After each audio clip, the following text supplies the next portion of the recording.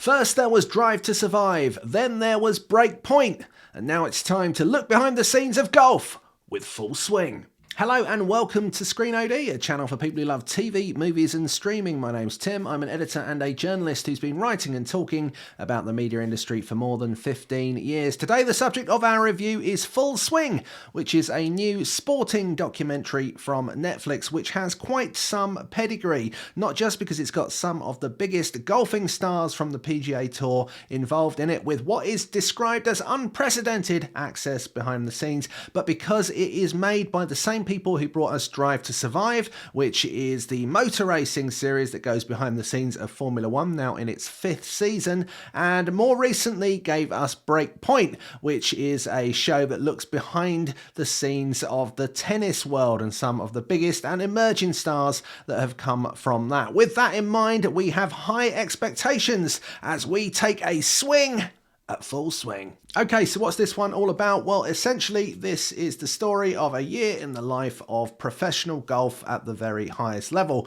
as we follow the PGA Tour and we look at it through the lens of the players who are on the tour. Much like Drive to Survive and Break Point, this is a show that gives you behind the scenes access to see things that are going on around the year of that sport, which you wouldn't have seen otherwise.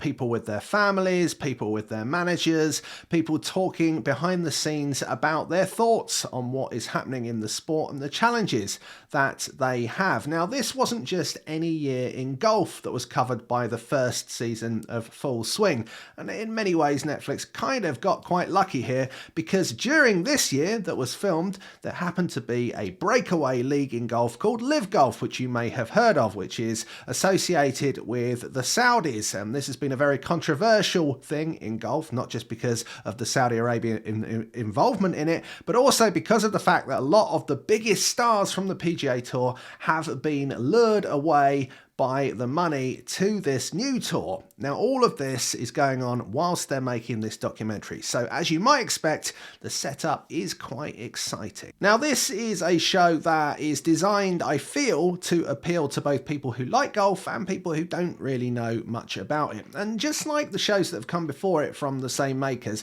there is this kind of curious mix of lots of insider stuff going behind the scenes of some of the biggest names, but also at times very basic explanations of golf and how it works, which are obviously designed to introduce people to the game. Now, this is something that once you get used to, actually is quite a nice little interlude from time to time, but actually most of the show focuses on personalities, on people. The first one is the rivalry between Justin Thomas and Jordan Spieth, people who've known each other for many, many years, and we kind of see a lot more about their friendship. And during the series, we see other people from the golfing world, from Colin Morikawa, and of course at the end they cannot resist but have an episode that is dedicated very much to Rory McIlroy, who is one of the biggest names, of course, in world golf. What's interesting about this series is there's not lots of talk or involvement of Tiger Woods, who is, of course, has been over the last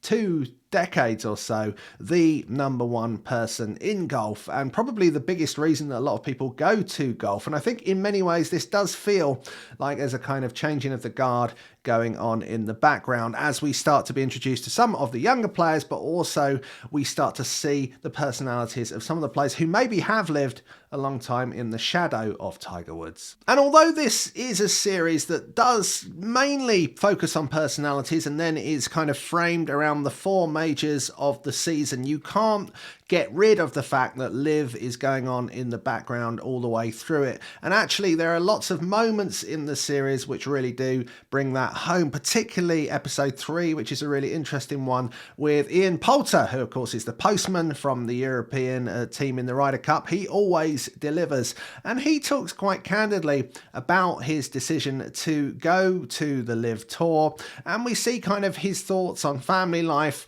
and on how golf plays a part in all of those things. And there's these kind of fascinating vignettes that are woven into this overall story of the season. Now, we know that there's going to be a second season of Full Swing, so it'll be interesting to see how next year, when LIV is fully established and they are filming the PGA Tour and presumably getting involved in the LIV stuff as well, how those two things will fit together, especially as some of the biggest stars have now left the PGA Tour to go and play on LIV, and there is still this kind of tension between the two tours. Now, I am someone who likes golf, but I'm not what I would call a hardcore golf fan in the sense that I watch all of the tournaments or even know who all of the players are in any serious sense. However, I feel like even if I wasn't, this would be an enjoyable series and a good introduction to the sport in an exciting year for those who are looking for it. In the same way that Drive to Survive has got a lot of people into motor racing because they get to kind of root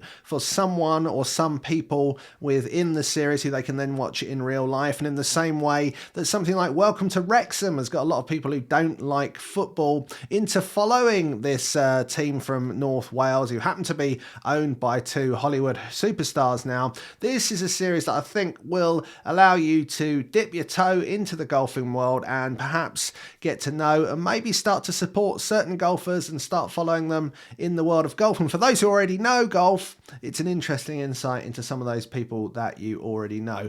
If I were to have one gripe with this show, it would be its name. I don't think that Full Swing sounds like the documentary that it is. It sounds a bit like a game show to me, and what an excellent game show it would be. There's not enough Saturday night entertainment that revolves around golf or putting greens or indeed crazy golf. So, you know, that's a format idea that you can take away and run with.